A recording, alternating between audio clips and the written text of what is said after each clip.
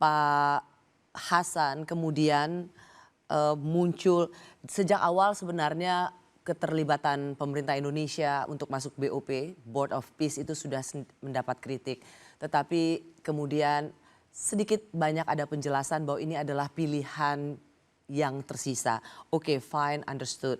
Tapi kemudian dengan penyerangan Amerika dan Israel ke Iran, BOP ini kemudian menjadi dianggap sangat-sangat tidak relevan. Apakah dengan pertemuan Bapak kemarin yang kedua bersama para tokoh lainnya dengan Presiden Prabowo, Bapak juga cukup melihat bahwa tidak ada gunanya lagi kita ada di dalam BOP?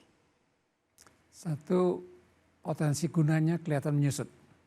Potensi gunanya kelihatan menyusut. Menjadi berapa persen? Mungkin di bawah 5% kalau kondisi sekarang ya.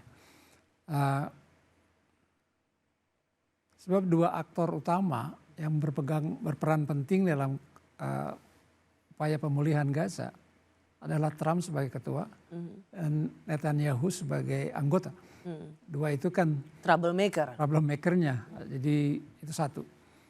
Jadi kita terbuka dan mestinya kita terbuka seperti juga ditunjukkan oleh Presiden Prabowo bahwa kita akan evaluasi dari proses ini. But how far can you go? Berapa lama lagi tapi harus kita menunggu eskalasi. Apa prakondisi menurut Pak Hasan yang memang this is it, it's the final say keluar dari BOP? Satu, kita masih pertimbangkan, masih hitung konteks domestik Amerika. Hari-hari ini, kemarin dan hari ini Senat dan House sedang melakukan penilaian terhadap kebijakan Trump ini. Apakah tindakan yang didasarkan oleh pertimbangan eksekutif dan mengabaikan kewajiban bahwa perang harus dinyatakan oleh Kongres, itu yang tidak terjadi. Dengan kata lain, apakah perang dilancarkan oleh Trump terhadap Iran itu konstitusional atau tidak konstitusional? Itu satu faktor yang bisa mengerem. Mudah-mudahan ke arah penghentian atau sebelum penghentian ke arah pengurangan tegangan melalui dialog misalnya. Jadi itu satu. Yang kedua, perkembangan di lapangan sendiri. Apabila dan sudah disebut sampai kemarin bahwa Amerika akan menggelar pasukan darat, dan itu akan memperdalam intensitas dari perangnya itu sendiri. Bahkan saya khawatirkan bisa menjadi meluas di wilayah-wilayah di mana penduduk atau warga Syiah di sejumlah negara di kawasan itu besar. Mulai dari Lebanon yang punya Hezbollah, yang sudah terjadi juga perang dengan Hezbollah melawan Israel. Kemudian Syria, kemudian Irak sendiri,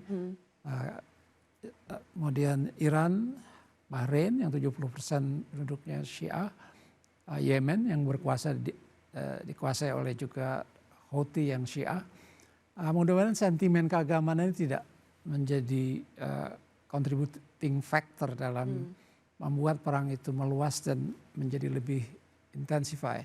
Mudah-mudahan juga. Maksud Bapak contributing factors itu adalah untuk membalaskan Pak serangan Amerika, Israel ke Iran sehingga ada sentimen ideologis yang kemudian dari secara sporadis itu akan membalas Amerika, Israel atau tempat-tempat lain di luar Amerika dan Israel yang dianggap representasi dari dua negara ini. Persis. Jadi itu kalau lebih utamanya apabila terjadi serangan darat. Kalau serangan udara kan relatif korban juga lebih terbatas karena selective target ya. Darat akan lebih meluas jangkauan wilayahnya, tapi juga korban yang akan lebih besar dan akan lebih lama. Karena sekali Amerika masuk juga tidak mudah untuk mundur. Dan Amerika punya rekam jejak buruk dalam peperangan di mana deploy pasukan infanteri, ground troops, karena mereka tidak pernah menang di sana. Kita bicara soal Vietnam, Afghanistan, Irak, rasanya mereka tidak akan dengan mudah juga mengerahkan pasukan darat untuk apa yang disebut dengan pergantian rezim. Karena pergantian rezim hanya bisa berhasil kalau mengirimkan pasukan darat. Rasanya Amerika harus berpikir 3, 4, 5 kali itu untuk yang melakukan bisa mengubah pandangan politik domestik Amerika. Seperti kita tahu sejak pada perang Vietnam yang mengubahkan demo-demo besar di seluruh Amerika untuk penghentian perang. Pak Hasan, terakhir. Jadi apakah Presiden Prabowo mengatakan bersedia untuk menjadi mediator Irak dan Israel Amerika, meskipun Iran dan Amerika, meskipun memang untuk menjadi seorang mediator itu adalah panggilan dari dua belah pihak yang bertikai. Sebenarnya seberapa besar daya tawar kita bisa menjadi mediator dari tiga negara ini? Pertama, pikiran atau kebijakan untuk damai biasanya sangat tergantung pada kondisi peperangan, apakah sudah mencapai satu stalemate, di mana pihak-pihak yang berperang tidak lagi punya harapan untuk menang dalam proses perang itu. Itu yang membuka pikiran mereka untuk oke, kita coba dialog. Nah sekarang ini belum ada tanda-tanda itu. Dan katanya momentum untuk mengusulkan, memajukan dialog belum ada di sana. Ya, karena kalau kita dengar sendiri pernyataan dari otoritas Iran mengatakan untuk Israel dan Amerika tidak terbuka ruang dialog, tidak ada ruang negosiasi. Itu rasanya juga secara tidak langsung ingin menyampaikan bahwa kami tidak perlu juru damai. Yang kedua, semestinya yang dibujuk, diajak untuk berdialog pihak yang penyerang, bukan yang diserang. Karena yang diserang kalau dia yang mengungkapkan oke saya dialog, berarti kapitulasi. Pertanggung jawab mereka terhadap rakyatnya sendiri bahwa perang dihentikan karena semacam menyerah itu. Jadi pendekatan kita harusnya lebih utama pada Amerika dan Israel. Tapi persoalannya apa kita punya leverage, posisi tawar terhadap kedua negara itu. Terhadap Israel pasti tidak karena kita tidak punya hubungan diplomatik. Terhadap Amerika kita tahu bagaimana Trump, kebijakan Trump sekarang yang sangat mengabaikan apapun ya. Jadi satu tidak mudah. Ada juga seruan dari kelompok masyarakat kita, ormas, untuk kita mengambil inisiatif melalui jalur organisasi konferensi Islam. Kurang disadari bahwa OKI pun terpecah. Ya. Dan kita juga perlu tahu kalau kita bicara di OKI, praktis Saudi Arabia punya hak veto. Sekali dia bilang tidak, yang akan terjadi apa-apa. Gitu. Kalau begitu Pak, Indonesia bisa ambil peran apa?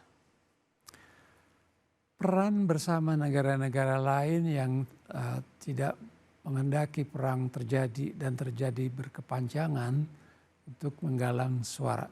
Tidak kurang di Eropa sendiri, Spanyol sangat frontal untuk menolak pangkalan militer yang digunakan oleh Amerika. Kemudian Inggris, Prancis, Jerman, Uni Eropa sama sikapnya terhadap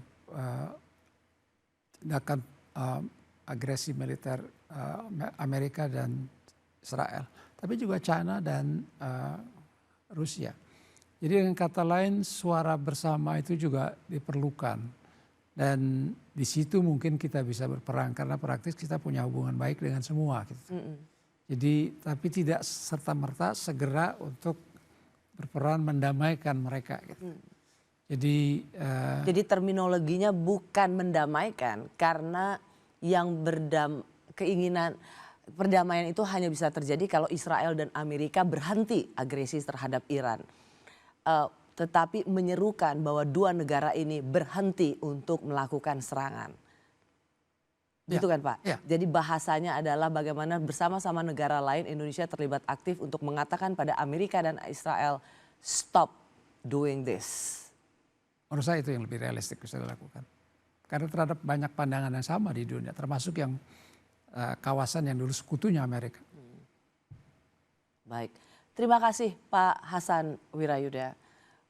Saya senang sekali karena bicara dengan seorang Menlu yang sepanjang karirnya menjadi seorang Menteri Luar Negeri juga mengalami peristiwa perang yang bisa dibilang sangat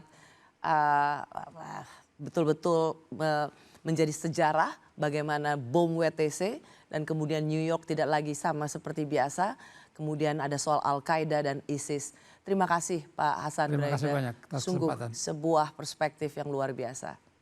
Terima kasih. Terima kasih juga Anda telah menyaksikan Rosi. Kita jumpa lagi Kamis depan. Tetaplah di Kompas TV, independen, terpercaya. Selamat malam, sampai jumpa.